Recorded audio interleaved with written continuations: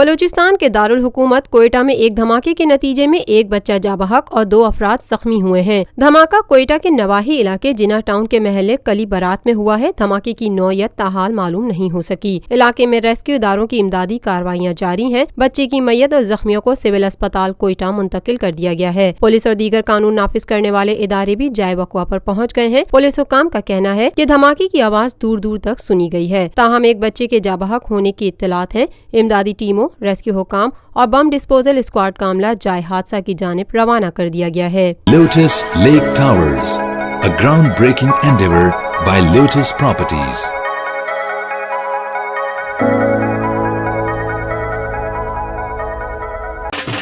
देसी खानों के मतवाले हो जाएं तैयार। पाकिस्तान का सबसे बड़ा बुफे वीकेंड आ गया है।